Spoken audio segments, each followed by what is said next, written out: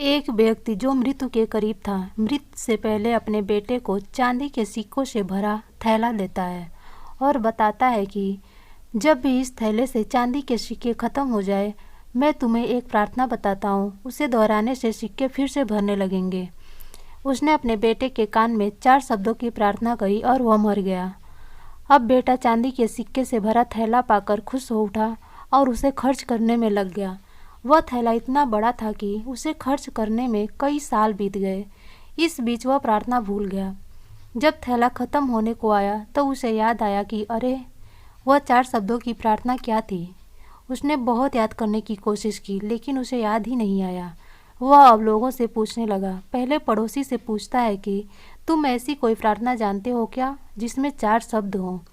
पड़ोसी ने कहा, हाँ, एक 4 शब्द की प्रार्थना मुझे मालूम है, ईश्वर मेरी मदद करो। उसने सुना और उसे लगा कि ये वो शब्द नहीं है, कुछ अलग हैं। कुछ सुना हुआ होता है तो हमें जाना पहचाना सा लगता है। फिर उससे वह शब्द बहुत बार दोहराए, लेकिन चांदी के सिक्के नहीं बढ़े। वह बहुत दुखी हुआ। वह फिर एक पंडित से मिला। उसने बताया कि ईश्वर तुम महान हो, ये 4 शब्दों की प्रार्थना हो सकती है, मगर इसको दोहराने से भी थैला नहीं भरा। वह एक नेता से मिला। उसने कहा, ईश्वर को वोट दो, यह प्रार्थना भी काम नहीं आया। वह बहुत उदास हुआ। उसने सभी से मिलकर देख लिया, मगर उसे वह प्रार्थना नहीं मिली जो उसके पिता ने बताई थी। वह उदास होकर घर में बैठा था। तभी एक भिखारी उसके दरवाजे पर आया और बोला, सुबह से कुछ नहीं खाया, खाने के लिए कुछ हो तो दे दो। उस लड़के ने बचा हुआ खाना उस भिखारी को दे दिया। उस भिखारी ने खाना खाकर बर्तन वापस लौटाया और ईश्वर से प्रार्थना की, हे ईश्वर तुम्हारा धन्यवाद। अचानक वह चौंक पड़ा और चिल्लाया कि अरे, यही तो वे 4 शब्द हैं।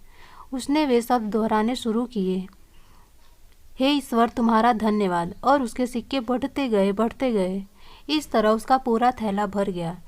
इससे समझे आप कि जब उसने किसी की मदद की तब उसे वह मंत्र मिला, हे ईश्वर तुम्हारा धन्यवाद। यही उच्च प्रार्थना है, क्योंकि जिस चीज़ के प्रति हम धन्यवाद देते हैं वह चीज़ बढ़ती है। ईश्वर के प्रति धन्यवाद के भाव निकलते हैं कि ऐसा ज्ञान हमें सुनने और पढ़ने को मिलता है। बिना किसी प्रयास से यह ज्ञान हमारे जीवन में उतर रहा है, वरना ऐसे अनेक लोग हैं जो झूठी मान्यताओं में जीते हैं और उन्हीं मान्यताओं में मरते हैं। मरते वक्त भी उन्हें सत्य का पता नहीं चलता, उसी अंधेरे में जीते हैं और मरते हैं।